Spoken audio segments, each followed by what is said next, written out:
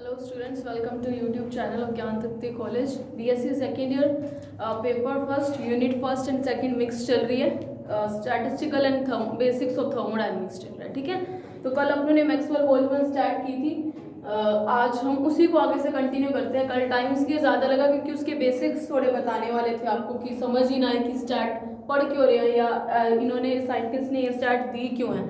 इसके लिए कल थोड़ा टाइम लग गया, आज अपने उसी को आगे से कंटिन्यू करते हैं, ठीक है। मैं एमबी स्टार्ट लिखती हूँ।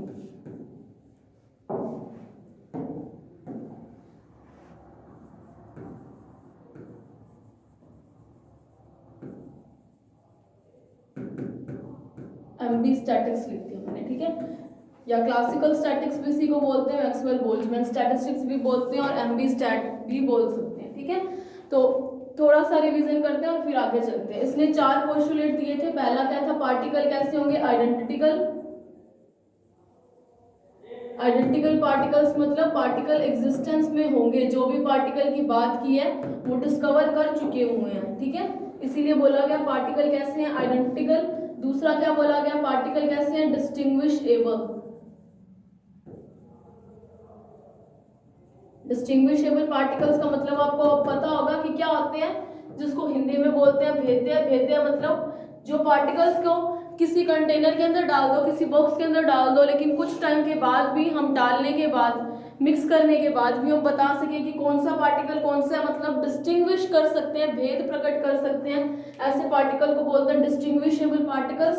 तीसरी चीज इसने क्या मानी थी कि उनका स्पिन कैसा हो, कुछ भी हो सकता है, एनीथिंग, ठीक है। स्पिन कैन बी एनीथिंग, कुछ भी स्पिन हो सकता है। जैसे आगे आगे हम पढ़ेंगे, स्टैट को पढ़ेंगे, बोस-आइंस्टीन पढ़ेंगे और उसकी पढ़ेंगे फर्मी-डिरैक की पढ़ेंगे। तो बोस-आइंस्टीन ने बोला कि स्पिन क्या हो, इंटेग्रल हो, और उसने क्या बोला, हाफ मल्टीप्लायर्स कुछ हो स्पिन। तो वो जैसे जैसे पढ़ेंगे हमें पता चलेगा। और स्पिन हम आपने प्लस माइनस हाफ देखा हुआ था, उसके अलावा भी स्पिन बहुत सारे होते हैं, क्योंकि पार्टिकल्स हमारे पास जो 3-4 हमें पता है, इलेक्ट्रॉन, प्रोटॉन, न्यूट्रॉन्स, ऐसे ना के बहुत सारे एलिमेंट्री पार्टिकल्स होते हैं जो बहुत छोटे छोटे पार्टिकल्स होते हैं, इलेक्ट्रॉन, प्रोटॉन और इनसे भी छोटे होते हैं, जिनको एलिमेंट्री पार्टिकल्स बोलते हैं। जैसे इसके काफी एग्जांपल है, बोसोन्स हो सकते हैं, पायोन्स हो सकते हैं, ईटा पार्टिकल्स हो सकते हैं, क्वार्क्स हो सकते हैं, अप क्वार्क, डाउन क्वार्क, जाम क्वार्क, ब्यूटी क्वार्क, काफी सारे पार्टिकल्स होते हैं। तो उनके स्पिन भी अलग अलग होते हैं, तो उस हिसाब से स्पिन आता है।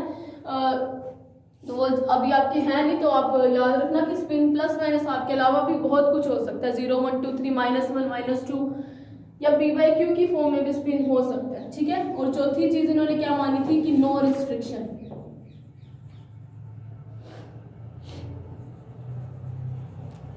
No restriction on distribution of particles. मतलब ऐसा कुछ नहीं है कि किसी भी बॉक्स में कितने पार्टिकल डालने हैं, ठीक है। ये 3-4 पॉइंट्स तो हर किसी के पोस्टुलेट्स अलग होंगे। जैसे बोस-आइंस्टीन ने दिया तो पार्टिकल उसने कैसे ले लिए, इनडिस्टिंग्विशेबल ले लिए, कि कण को क्या है, बॉक्स के अंदर डालने के बाद हम बता नहीं सकते कौन सा पार्टिकल कौन सा है। मैक्सवेल ने क्लासिकल थ्योरी इसीलिए थी क्योंकि उस टाइम माना जा रहा था कि पार्टिकल चाहे कैसा भी हो, कितने भी टाइम के बाद हम उसके अंदर डिफरेंस क्रिएट कर सकते हैं। तो ये मैक्सवेल बोल्ट्जमैन स्टैटिक्स के 4 पोस्टुलेट्स हैं। फिर आपको थ्योरी में क्या लिखनी होगी, एक बड़ा सिस्टम है जिसके अंदर n नंबर ऑफ पार्टिकल, और उस सिस्टम को क्या किया हमने, सेल्स में कन्वर्ट कर दिया, ठीक है। मान लिया कि उसको 1 2 3 सो ऑन करके सेल में डिवाइड कर दिया इस बड़े सिस्टम को। तो स्टैट की जो कंडीशन है, हम हर बार इंसेंबल को पढ़ना, मतलब नंबर ऑफ सिस्टम्स को या मल्टीपल ऑफ सिस्टम्स को एक साथ पढ़ना है, ये स्टैट की एक प्रॉपर्टी है। अगर ऐसा ना होता तो हम थर्मोडायनेमिक्स से हमारा काम चल रहा था, अगर हमें नंबर ऑफ सिस्टम्स को ना पढ़ना था, सिर्फ एक सिस्टम को पढ़ना होता, तो फिर हम थर्मोडायनेमिक्स में भी वो काम कर रहे थे। लेकिन एक साथ कई सारे सिस्टम्स को पढ़ने के लिए हमें स्टैट की जरूरत पड़ी, ठीक है। तो n पार्टिकल वाले एक बड़े सिस्टम को अपने क्या किया, छोटे छोटे सेल्स के अंदर कन्वर्ट कर दिया। भाई हर एक सेल एक सिस्टम की तरह काम करेगी, एक निकाय की तरह काम करेगी। तो मतलब एक साथ मल्टीपल ऑफ सिस्टम्स को हम पढ़ रहे हैं, तो वो स्टैट होता है, ठीक है। अब क्या मानते हैं कि एक सिस्टम, अब सेल के अंदर क्या किया, किसी पहली सेल के अंदर n1, दूसरी सेल के अंदर n2, तीसरी सेल के अंदर n3 particle and so on particles distribute किए। पहली सेल की एनर्जी E1 है, दूसरी सेल की एनर्जी E2 है, तीसरी सेल की energy E3 and so on है। मान लिया कि पहली सेल के अंदर जो डीजनरेसी है वो G1 है, दूसरी सेल के अंदर G2 है, तीसरी सेल के अंदर G3 एंड सो ऑन, ठीक है। डीजनरेसी मतलब एक सेल का फर्दर डिवाइडेशन करें, कितने डिवाइड उसके अंदर या कितने सब सेल्स बनाए, उसको बोलते हैं डीजनरेसी या अपभ्रष्टता बोलते हैं, जिसको जीआई से शो करते हैं। और ये जी मैंने आपको एक्सप्लेन किया हुआ अच्छे से कि वो क्या होता है। तो इसके अंदर अब आपको एक चीज यहाँ से पता चलेगी, चलो मैं अभी बताती हूँ आपको। तो फिर अपने ने क्या किया था, कंजर्वेशन ऑफ पार्टिकल कैसे होगा, अपने को पता है एक बड़े सिस्टम को तोड़ के छोटे सिस्टम में कन्वर्ट किया। कन्वर्ट करने के बाद भी क्या हुआ, सिस्टम के अंदर नंबर ऑफ पार्टिकल्स हमने निकाले तो नहीं है ना, उस कणों को डिवाइड कर दिया अलग अलग सेल्स के अंदर। तो इससे हमें पता चलता है कि नंबर ऑफ पार्टिकल्स क्या रहेंगे, कंजर्व रहेंगे। सो कंजर्वेशन ऑफ पार्टिकल्स क्या होंगे, अपने को पता है कि बड़े सिस्टम के अंदर n नंबर ऑफ पार्टिकल थे। पहली सेल के अंदर n1 डाले, दूसरी के अंदर n2 डाले, तीसरी के अंदर n3 डाले, एंड सो ऑन करके चलता रहा अपना। मतलब टोटल नंबर ऑफ पार्टिकल हर सेल के अंदर नंबर ऑफ पार्टिकल्स के जोड़ के इक्वल आएगा। मतलब एक सेल के अंदर मैंने मान लिया 5 डाले, दूसरी सेल के अंदर मैंने 6 डाल दिए, तीसरी के अंदर 7 डाल दिए। मैंने मान लिया मेरे पास पार्टिकल्स इतने थे, 18 पार्टिकल थे और मैंने 3 सेल बनाई थी। तो 18 पार्टिकल किसके इक्वल आया, पहली सेल में पार्टिकल्स के जोड़ के इक्वल, दूसरी और तीसरी टोटल सेल के अंदर जोड़ के इक्वल आता है ना। तो उस तरीके से टोटल नंबर ऑफ पार्टिकल्स है। टोटल नंबर ऑफ पार्टिकल कितने डाल रहे हैं अपने को वो तो पता है, तो मतलब वो कांस्टेंट है। तो मतलब मैं n को क्या लिख सकती हूँ, समीशन ऑफ ni लिख दो, where i is equals to 1 to लेके जितने हमारे सेल्स बने हैं, है ना। तो ni भी क्या है, कांस्टेंट है। अब मैं अगर इसका डिफरेंशिएशन कर दूं, मैं जिसको डेल n से शो कर रही हूँ, तो समीशन ऑफ डेल ni, मुझे पता है कांस्टेंट टर्म का डिफरेंशिएशन क्या होता है, 0। तो अगर डिफरेंशिएशन 0 और total number of particles constant रहते हैं, इसी को बोलते हैं कंजर्वेशन ऑफ पार्टिकल्स। क्योंकि बड़े सिस्टम के कणों को छोटे छोटी सेल्स के अंदर डालना है, लेकिन पार्टिकल उस सिस्टम से बाहर निकाल के कहीं और नहीं दिए, उन्हीं सेल्स के अंदर डिस्ट्रीब्यूट किया है। तो कंजर्वेशन ऑफ एनर्जी अब क्या होगा,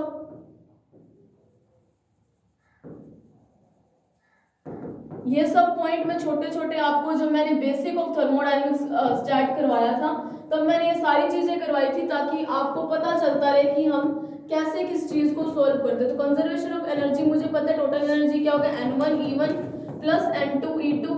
अभी n2 का मल्टीप्लाई क्यों होता है, क्योंकि एनर्जी के अंदर नंबर ऑफ पार्टिकल्स भी कंट्रीब्यूशन करते हैं। कैसे करते हैं कि कण आपस में टकराएंगे, जिससे ऊर्जा का क्या होगा, एक्सचेंज होता है, इसीलिए n1 प्लस n2 e2 होता है, n3 e3 plus so on. ठीक है, अब ये एनर्जी भी क्या होगी, कोई कांस्टेंट होगी, पर्टिकुलर कितनी एनर्जी उस सिस्टम की वो तो हम फाइंड आउट कर सकते हैं।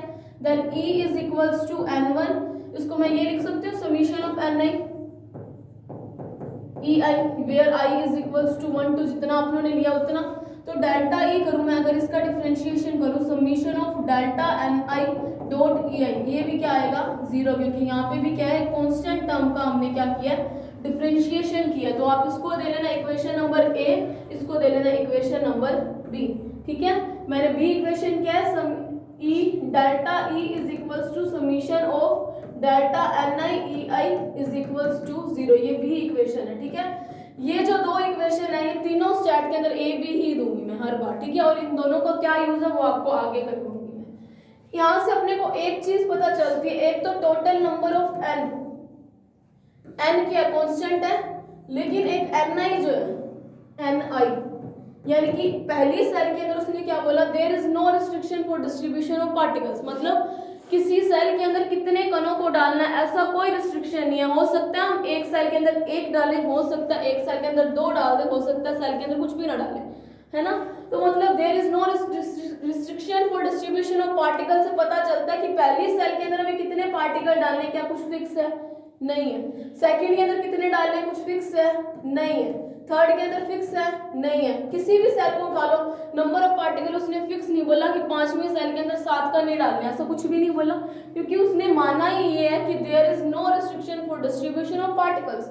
अगर कणों को वितरित करने में हमारे पास कोई रिस्ट्रिक्शन दी नहीं है, कोई कंस्ट्रेन ही नहीं दी है, तो मतलब मुझे पता है कि ni जो क्या है वो कांस्टेंट होगा, तो वो कांस्टेंट नहीं होगा, क्योंकि हमें नहीं पता पहली सेल के अंदर कितने कण डालने, हमें नहीं पता दूसरी सेल के अंदर कितने कण डालने, ऐसा कुछ पता ही नहीं है। तो हो सकता है हम पहली के अंदर 1 डाल दे, हो सकता है पहली के अंदर हम 4 भी डाल दे, तो मतलब ni की वैल्यू फिक्स है, ये सही नहीं है ना। तो ni क्या है, फिक्स नहीं है। यहाँ से पता है चलता है कि ni जो अकेला है वो तो फिक्स नहीं है, नॉट इक्वल्स टू कांस्टेंट लिख रही हूँ मैं। ठीक है, क्योंकि कांस्टेंट नहीं है कि पहली सेल के अंदर 5 पार्टिकल डालने, ये फिक्स नहीं है, इसको चेंज कर सकते हैं। लेकिन जीआई जो है अपने को पता है कि एक सेल के अंदर मैं कितनी फर्दर सब सेल्स बना रही हूँ वो फिक्स है। एक सेल के अंदर हम कितने सब सेल बना रहे हैं मुझे पता है, 1 2 3 बन गई, तो जीआई की वैल्यू क्या हर एक के लिए कांस्टेंट है। तो ये चीज आप ध्यान रखना कि डिजनरेसी जीआई जो है वो कांस्टेंट रहेगी, टोटल नंबर ऑफ पार्टिकल भी कांस्टेंट रहेंगे, लेकिन एनआई कांस्टेंट नहीं है, क्योंकि अजम्पशन ही यही मानी गई थी कि there is no restriction for distribution of particles. ठीक है, तो आगे चलते हैं। अब मैंने आपको कल प्रोबेबिलिटी बताई थी, टोटल प्रोबेबिलिटी क्या थी इसके लिए, प्रोबेबिलिटी आपको याद करनी पड़ेगी।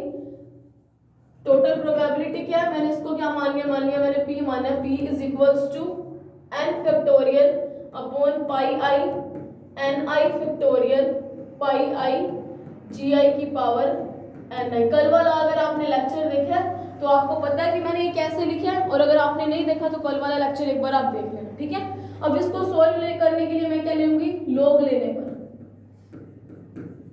क्योंकि मेरे पास प्रोबेबल स्टेट्स नहीं आई है, प्रोबेबिलिटी नहीं आई है। मैंने क्या बताया था, मैक्सवेल बोल्ट्जमैन स्टैटिस्टिक क्या बताएगी कि देखो मैंने आपको क्या बताया था, मैंने एग्जांपल से कल आपको बताया था कि 2 कंटेनर है, एक के अंदर 400 केल्विन टेम्परेचर पे गैस है, एक के अंदर 600 केल्विन या 800 ले लो। ठीक है, अब इसके अंदर भी गैस है, इसके अंदर भी गैस है। अब मेरे को यहाँ से पता चलता है जिसका टेम्परेचर ज्यादा है, जिस कंटेनर की, उसकी काइनेटिक एनर्जी क्या होगी, ज्यादा।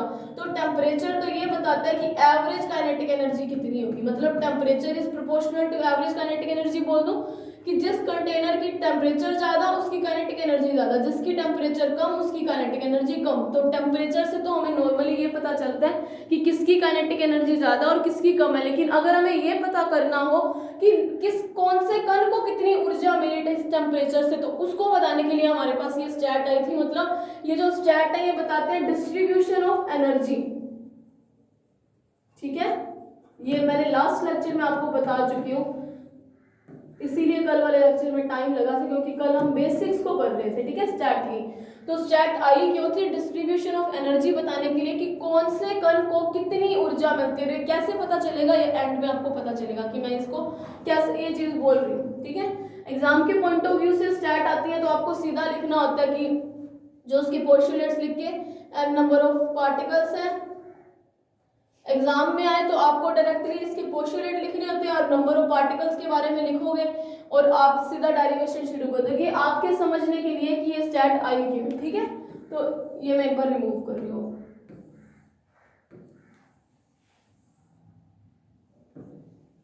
तो लॉग लेने पर मुझे पता है क्या बनेगा, लॉग पी, और p प्रोबेबिलिटी क्या चीज होती है, मैक्सिमम प्रोबेबिलिटी कितनी आती है, 1 है। मैं प्रोबेबिलिटी पे भी आपके पास टॉपिक लेके आई थी, मैं maximum probable state and least probable state और प्रोबेबिलिटी भी मैंने आपको समझाई हुई है। और वैसे अगर आपको मैथमेटिकल पता, आपको टोटल प्रोबेबिलिटी पता है वो कितनी होती है, 1 होती है मैक्सिमम प्रोबेबिलिटी, मतलब ये कांस्टेंट टर्म है ना, ये आगे बताऊंगी आपको इसको क्या मैं बता रही हूँ यहाँ पे। तो देखो मैंने इसका अगर लॉग लूँ तो मुझे पता है लॉग, मैं सीधा ही लिख रही हूँ, इतना तो मैं समझती हूँ कि आपको ये चीजें अब पता है। सिंपल मैथ्स लगा रही हूँ, लॉग एन फैक्टोरियल, यहाँ पे u इंटू वी बनेगा प्लस लॉग, और मैंने कल ये भी बताया था पाई समीशन में कैसे कन्वर्ट किया, जी आई की पावर एन आई कैसे कन्वर्ट किया, एक बार फिर से देख लो। पाई एन आई का मतलब है n1 into n2 into n3। अब मैं इसी, अगर मैं मान लो n3 तक है, ठीक है, i इज इक्वल्स टू 1 2 3, अगर मैंने मान लिया इसी पाई एन आई का मैंने क्या ले लिया, लॉग ले लिया, तो मुझे पता है ये कैसे लॉग लगेगा, log n1 u into we होता है तो मैं बीच में प्लस लगा सकती हूँ, log n2 plus log n3। तो मतलब मुझे पता चला पाई किस में कन्वर्ट हुआ, log pi N I summation में कन्वर्ट हुआ, है ना, क्योंकि समीशन का मतलब है क्या, जुड़ना, तो इसीलिए मैंने यहाँ पे समीशन लगाया। ये चीज आप अपनी रफ नोटबुक में लिख लेना, बाकी इतनी सिंपल चीजें आपको पता है मेरे हिसाब से तो, ठीक है। तो अब देखो इसको एक टर्म वो मैं छोटी कर रही हूँ, log में log x, जैसे log x स्क्वायर होता है तो उसको मैं 2 log x लिख सकती हूँ, पावर आगे आ जाती है। सेम चीज मैं यहाँ पे कर रही हूँ, एक स्टेप और मैं कम कर रही हूँ, ठीक है। तो यहाँ पे मैंने क्या सीधा लिख दिया 2 समीशन ऑफ एन आई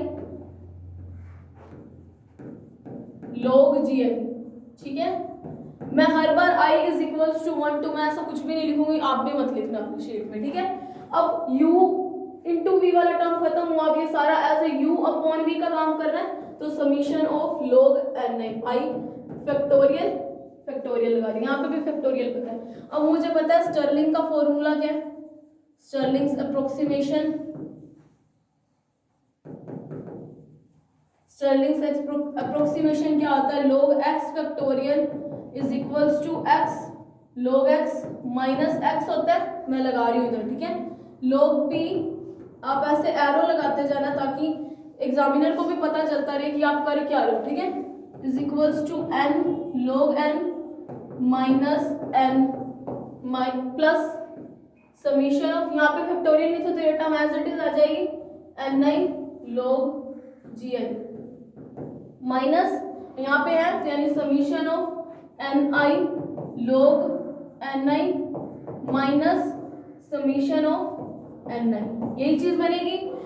इसके ऊपर मैं लगाऊं तो ni log ni minus summation of ni, summation चल रहा था इसलिए मैंने समीशन लगा दिया। अगले स्लाइड पे लिख रही हूँ मैं, log p is equals to n log n minus n plus summation of ni log gi minus summation of ni log ni minus into minus is plus, तो मैं प्लस लगा रही हूँ समीशन ऑफ ni। मुझे पता है summation of ni from equation number ए,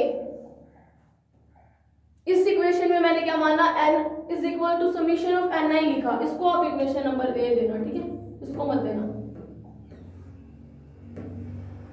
मुझे यहाँ से पता चल रहा है n is equals to summation of ni के इक्वल आता है, ठीक है। अगर n is equals to summation of ni के इक्वल आता है तो यहाँ पे भी एक तरीके से क्या पड़ा, n पड़ा प्लस का और इधर एक माइनस का n, मतलब दोनों आपस में क्या हो गए, कैंसल आउट हो गए। तो अब log p is equals to n log n plus summation of ni log gi minus summation of ni log ni, ये चीज बनी। अब मैं क्या करती हूँ, इसका डिफरेंशिएशन करती हूँ, डिफरेंशिएटिंग अबव इक्वेशन। देखो ये स्टैट को सोल्व करने का एक तरीका है, तीनों ने मैथमेटिकल कैलकुलेशन एक जैसी ली थी लेकिन तीनों के पार्टिकल अलग अलग होने के कारण उनकी प्रोबेबिलिटी अलग अलग आई थी, ठीक है। तो जिसका जैसा इसका आज आप तरीका देख लो ढंग से, तो कल अगर मैं आपको सीधा प्रोबेबिलिटी लिख के दूं तो आप उसको भी सोल्व कर लोगे, ये मेरी गारंटी है, अगर आप इसको आज ढंग से समझते हो तो log p को मैं क्या लिख सकती हूँ, डेल्टा log p लिख दूं, मैं इसको क्या लगा रही हूँ, डेल लगा रही हूँ, ठीक है। डेल log p, मुझे p पता है प्रोबेबिलिटी क्या होती है, मैक्सिमम 1 होती है, तो मुझे पता है अगर ये प्रोबेबिलिटी का मैं डिफरेंशिएशन करूं, p की मैक्सिमम वैल्यू 1 आती है प्रोबेबिलिटी की, चाहे आप कोई भी कर लो, चाहे ताश के पत्तों वाला कर लो, चाहे हेड टेल्स वाला कर लो, प्रोबेबिलिटी मैक्सिमम प्रोबेबिलिटी हमेशा 1 आती है।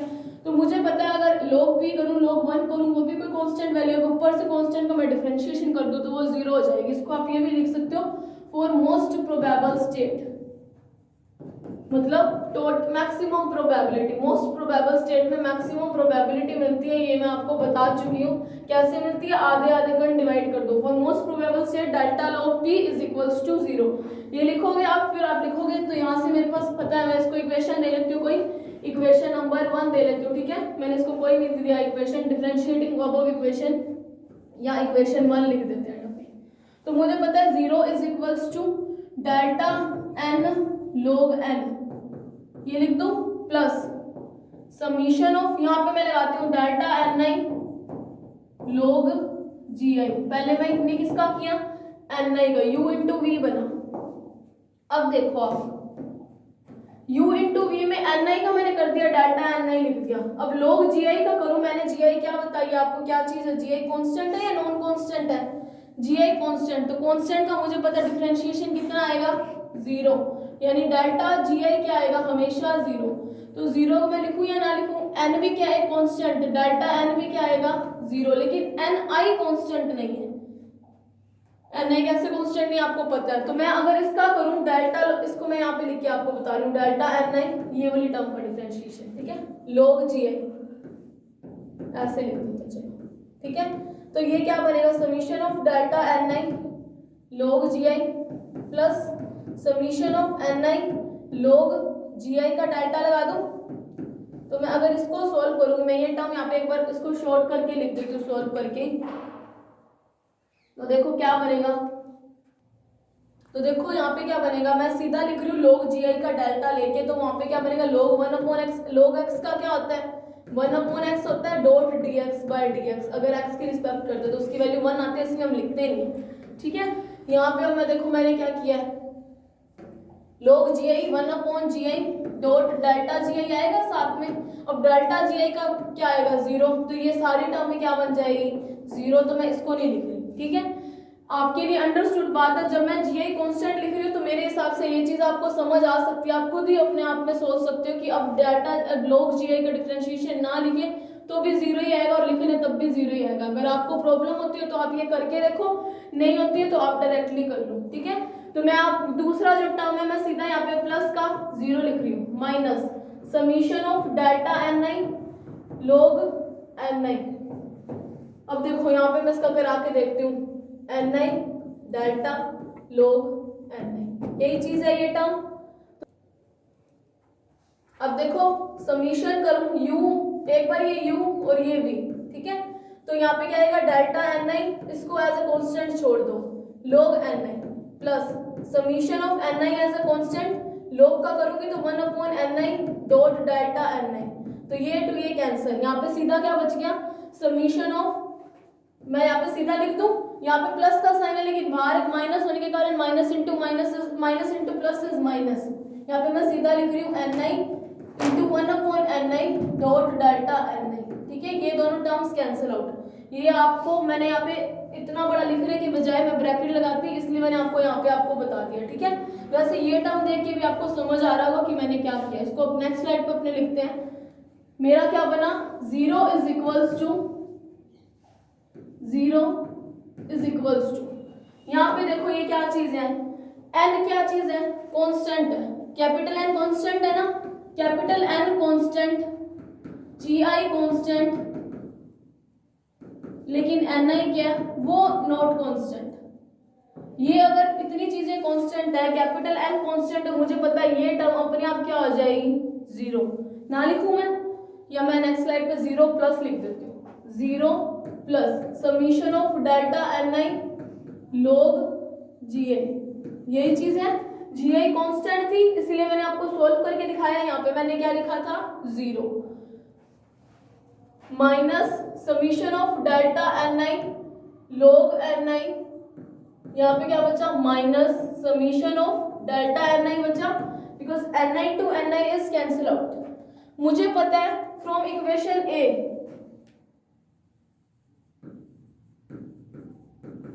summation of delta ni is equals to delta n is equals to summation of delta ni is equal to 0 from conservation of particle। अगर मैं ये चीज लिखती तो मुझे यहाँ से पता है क्या ये क्या आ जाएगा 0। अकेला डेल्टा ni 0 करोगे, डेल्टा ni के साथ अगर कोई चीज पड़ी है तो वो कभी 0 नहीं होगी। क्यों? क्योंकि अकेला डेल्टा ni मेरा कैपिटल N बना, डेल्टा कैपिटल N इज 0, लेकिन यहाँ पे देखो डेल्टा ni के साथ कोई टर्म्स है तो वो कभी 0 नहीं होंगी, ठीक है। तो यहाँ से 0 is equals to summation of delta N I log ji i minus summation of delta N I log N i. इस दोनों टर्म्स को देख के मुझे एक चीज कॉमन आ रही है मेरे हिसाब से, delta N I summation of delta N I common. यहाँ स्टेप में आप ध्यान रखोगे तीनों स्टेप में यही चीज करनी है, तीनों स्टेप में जहाँ पे अकेला डेल्टा एन आई है उसको आप 0 करोगे, जहाँ पे डेल्टा एन आई के साथ कोई टर्म आ रही है वो कभी भी 0 नहीं होगी, ठीक है। तो ये चीज बनी, मुझे पता है summation of delta N I, मैं इसको ऐसे लिख रही हूँ, ठीक है। Summation of delta N I common आया, log जी आई बचा इधर log जी आई माइनस इधर क्या बचा सिर्फ log N I is equal to 0 लिख दो, ठीक है। तो अब मेरे पास क्या पड़ेंगे, मेरे पास दो इक्वेशन है, एक बार इक्वेशन नंबर ए है और एक बी है, ठीक है। मैं ए को यहाँ पे एक बार लिख रही हूँ, delta N is equals to summation of delta N I is equals to 0, delta E is equals to summation of delta N I E I is equals to 0। ये दो चीजें हैं। यहाँ पे इसको आप इक्वेशन नंबर दे लो 2, क्योंकि एक हम दे चुके हैं इसको, डिफरेंशिएशन से पहले इसको दे लो इक्वेशन नंबर 2। अब देखो मैं अगर इस इक्वेशन नंबर ए को किसी अल्फा से मल्टीप्लाई करूं, कोई भी कांस्टेंट मैंने माना, ठीक है, अगर मैं इसको किसी अल्फा से मल्टीप्लाई करूं तो मुझे पता है कि क्या बनेगा, summation of alpha into summation of delta N I is equal equals to 0, ये चीज बनेगी। देखो ये मैं ऐसा क्यों कर रही हूँ, क्योंकि आपको मैं भी आगे बता रही हूँ मैं क्यों कर रही हूँ। अब मैं इक्वेशन नंबर बी को क्या करती हूँ, मल्टीप्लाइड बाय कोई बीटा, किसी कांस्टेंट से मल्टीप्लाई कर रहा है। देखो स्टेप्स आपको ध्यान रखने पड़ेंगे, तीनों स्टेप स्टैट के सेम स्टेप है, ठीक है। तो अगर मैं किसी बीटा से मल्टीप्लाई करूं, beta into summation of delta N I E I is equals to 0। देखो अल्फा और बीटा का मैंने मल्टीप्लाई किया, किसी कांस्टेंट का मल्टीप्लाई किया। अगर मैं 0 में किसी अल्फा का मल्टीप्लाई कर दूं तो 0 आएगा, 0 में किसी बीटा का मल्टीप्लाई कर दूं तो 0 आएगा, कोई फर्क नहीं पड़ेगा। इसको आप दे लो कोई इक्वेशन नंबर सी दे लो और इसको दे लो इक्वेशन नंबर डी, ठीक है। तो इक्वेशन नंबर 2 क्या है, ये मेरी 0 के इक्वल। अब देखो मेरी समीकरण 2 क्या, मैं यहाँ पे लिख रही हूँ एक बार, summation of log gi minus log ni delta ni is equals to 0। इसको मैं ये भी लिख सकती हूँ एक बार, यहाँ पे ये स्टेप भी लिख लेना, फिर इसको आप नंबर देना, जैसे यहाँ पे आप लिख लेना, इसको ये भी तो लिख सकते हो, summation of log gi u log u minus log v is u upon v ni delta ni is equals to 0। इसको दे लेना आप इक्वेशन नंबर 2, ठीक है। उसके बजाय मैंने क्या किया, u log u minus log v था, log u अपॉन v बनता तो मैंने वो चीज लिखी है, ठीक है। तो देखो मैं यहाँ पे भी सीधा एक बार लिख दूं, चलो मैं यहाँ पे लिख ऐसे ही लिख देती हूँ, log gi upon ni delta ni is equals to 0। अब ये इक्वल टू 0 है। अगर मैं इस इक्वेशन में किसी दो जीरो को जोड़ दूं या दो जीरो को घटा दूं तो कोई फर्क पड़ेगा नहीं पड़ेगा। इसको मैं इक्वेशन नंबर क्या दे चुकी हूँ, 3 दे चुकी हूँ। इसको बार बार मत लिखना, मैंने इस बार लिखे इसलिए लिखा क्योंकि मेरी मतलब यहाँ पे मैं ये स्टेप लिखना भूल गई थी, ठीक है, इसलिए मैं यहाँ पे लिखा। अब मैं क्या करती हूँ, इक्वेशन नंबर 3 माइनस अल्फा, या इसको आप सीधा इक्वेशन नंबर सी अपनों ने दे दिया, माइनस सी माइनस डी, ठीक है। यानी कि इस इक्वेशन में अगर मैं दो जीरो को डिवाइड कर दूं, माइनस कर दूं, तो कोई फर्क नहीं पड़ेगा ना। देखो स्टैट को सॉल्व करने का तरीका यही है, मैक्सवेल बोल्ट्जमैन ने ऐसे किया था, फर्मी-डिराक भी सेम स्टेप्स को फॉलो करेगा और बोस-आइंस्टीन भी सेम स्टेप को फॉलो करेंगे, बस फर्क आएगा क्योंकि पार्टिकल्स और स्पिन अलग तरीके के होंगे। अगर मैं ऐसा कर दूं तो मुझे पता है summation of log gi upon ni delta ni minus alpha summation of delta ni minus beta summation of delta ni into E I is equals to 0 ही रहेगा। ये भी एक तरीके से 0, ये भी एक तरीके से 0 है, कोई फर्क नहीं पड़ेगा। यही दो इक्वेशंस थी ना, इन्हीं दो को मैंने क्या कर दिया, उसके अंदर माइनस कर दिया। अब मेरे को एक चीज पता चल रही है, यहाँ पे भी एक डेल्टा ni पड़ा है, यहाँ पे भी एक डेल्टा ni पड़ा है, यहाँ पे भी समीशन में डेल्टा ni पड़ा है, तो मुझे सारी इक्वेशन में मेरे हिसाब से एक डेल्टा ni कॉमन आ रहा है, तो मैं वो कॉमन ले लूँ, ठीक है। तो समीशन ऑफ मैं सीधा लिख लेती हूँ log gi अपॉन ni, ये gi है, minus alpha summation of delta ni common आ गया, मतलब बाहर ले लिया मैंने, माइनस बीटा ई आई रह गया क्योंकि समीशन ऑफ डेल्टा ni तो बाहर आ गया, इज इक्वल्स टू 0। अगर ये इक्वल टू 0 है तो मुझे एक चीज पता चल रही है, यहाँ से क्या पता चल रहा है, log gi upon ni minus alpha minus beta E I is equals to क्या है, 0 आएगा। अगर ये इक्वल टू 0 है तो मैं यहाँ से ये लिख सकती हूँ log gi upon ni is equals to alpha plus beta ई आई लिख दूं, ये आ जाएगा इसके इक्वल। अगर मैं यहाँ से इसका एंटी लॉग ले लूं, एंटी लॉग लेने पर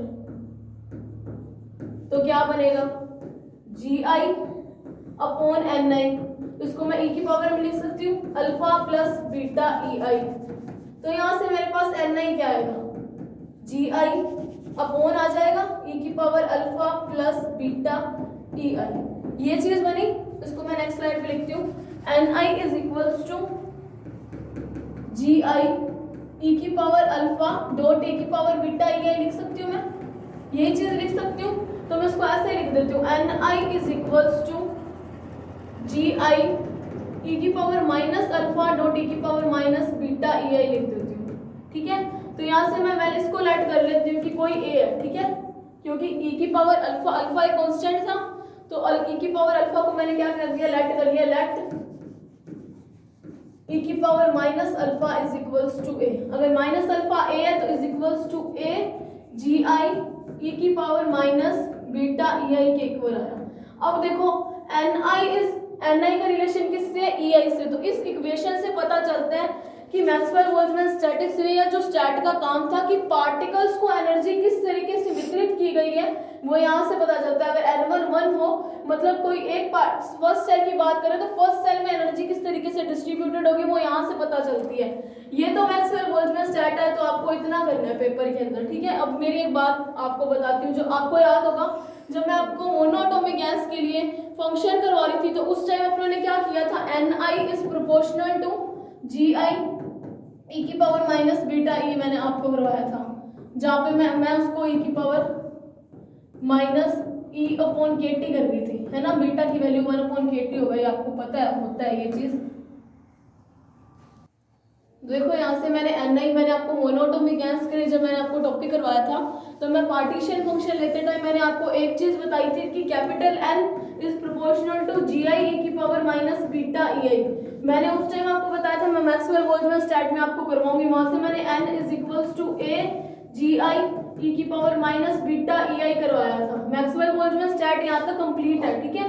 तो मैंने उसके बाद क्या किया था, N upon A is equals to Z is equal to g i e की power minus beta E i के इक्वल होता है। वहां पे मैंने आपको क्या बताया था, Z क्या होता है, पार्टीशन फंक्शन। पार्टीशन फंक्शन एक तरीके का क्या होता है जो कॉन्फ़िगरेशन को बताता है कि एनर्जी किस प्रकार से वितरित है। यहाँ पे भी पार्टीशन फंक्शन बन रहा है और यहाँ पे भी ये बनता है। एक तो वहां से आप ये याद रखना, जो मैंने कहा था कि डायरेक्ट याद रखना, और मैंने आपको कहा था मैं मैक्सवेल बोल्ट्जमैन करवाऊंगी तो अब आपको बताऊंगी। तो ये वाला स्टेप वो वाला मोनोएटॉमिक में जहाँ पे मैंने आपको बोला था एक बार याद रखो, बाद में करवाऊंगी, वो यहाँ पे है। और यहाँ पे जेट बनता है, इसीलिए पता चलता है कि कौन से पार्टिकल को कितनी ऊर्जा वितरित की गई है। तो मैक्सवेल बोल्ट्जमैन स्टैटिक्स यहाँ पे यहाँ तक खत्म होती है। कल अपनी नई स्टैट शुरू करेंगे और उसको करने से पहले आप इस टॉपिक को एक बार ढंग से देखना, और वही स्टेप मैं कल फॉलो करवाऊंगी जैसे आज करवाया। So thanks for watching this lecture.